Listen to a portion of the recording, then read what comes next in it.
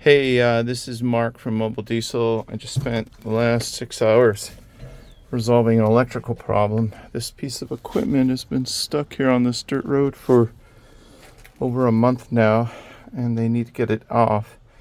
What circuit is blowing is this circuit here, and it's the EGR circuit as well as the parking brake circuit. They share the same electrical schematic, and my customer has been putting in fuse after fuse, hoping it's going to go away, and it just keeps blowing. This is a nice one, huh?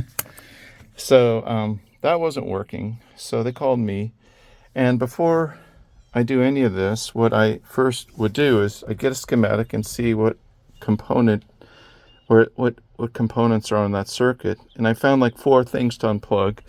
I unplugged every single thing on the circuit, and then I put an ohm meter in using this guy, and then instead of using a fuse, I see where the ohms are at. If it's not close to infinity, if it's like 10 ohms or 2 ohms or 50 ohms, then there's a problem, because it's going to be enough of a short where it's going to short circuit the ground and blow the fuse. So this thing had 27 ohms. So the next thing, normally what people want to use is what's called a tone generator, which is this guy here. But the problem with this guy is if you use it at the fuse and send a signal, like a radio signal, through the fuse circuit, it's just freaking horrible. It's completely unuser friendly. So what normally happens, I'll try to do this. Got to try to go quick here. I can't really set it up and do the long video because I'm on the clock. I have to discount the customer a little bit here, but I can't spend too much time doing this.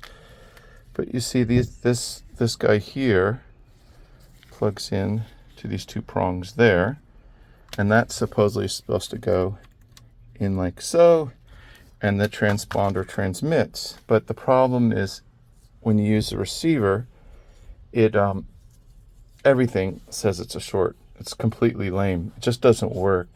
So what you really need to do is you need to find the wire in the engine compartment that's shorting out. So keep in mind, everything is unplugged, so we know it's not any of the components. They're still unplugged.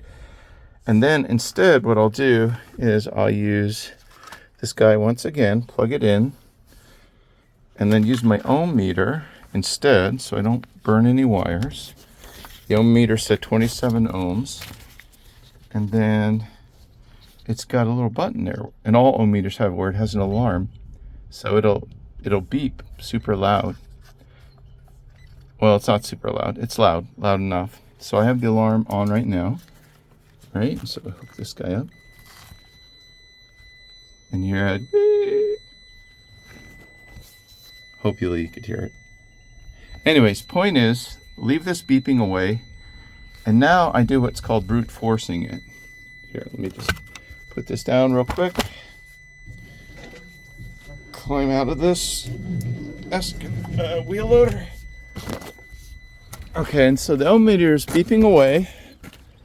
And now I start looking for main harnesses and start unplugging them.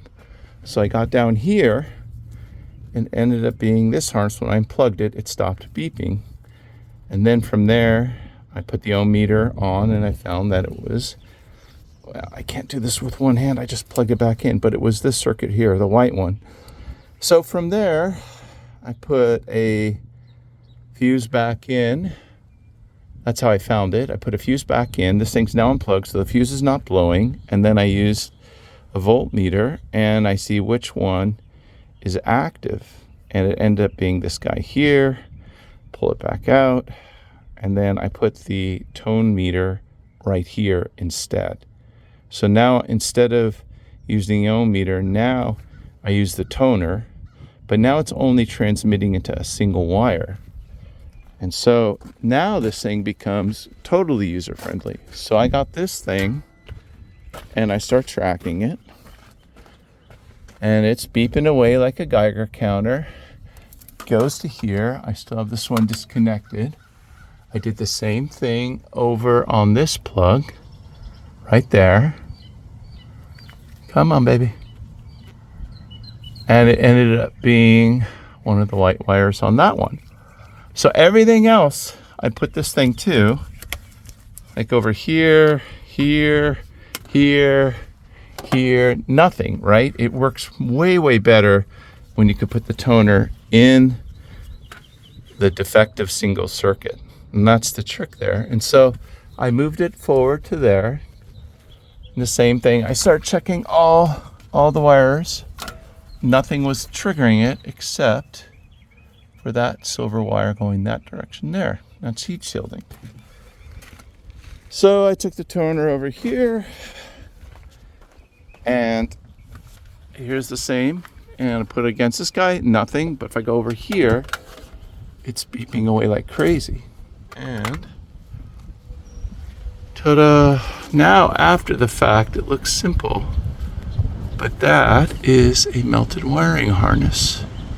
So you've got your EGR emissions, your DPF system is in that harness, and I guess it was connected to that plastic bracket right there, and it broke and the harness melted. It melted there, and it also melted here. So now I got to remove this guy and splice all this up. I've got heat shielding in the service truck. Rewrap everything, and we're good to go. And when folks that are watching this, like they're like 6 hours to find that thing's easy to find. I think some folks are thinking that. Some folks are thinking, I've never been able to figure that out. The reality is, it's all a state of mind. You just keep plugging away. Eventually you find anything. All right, that's it. Time to get back to work. Bye.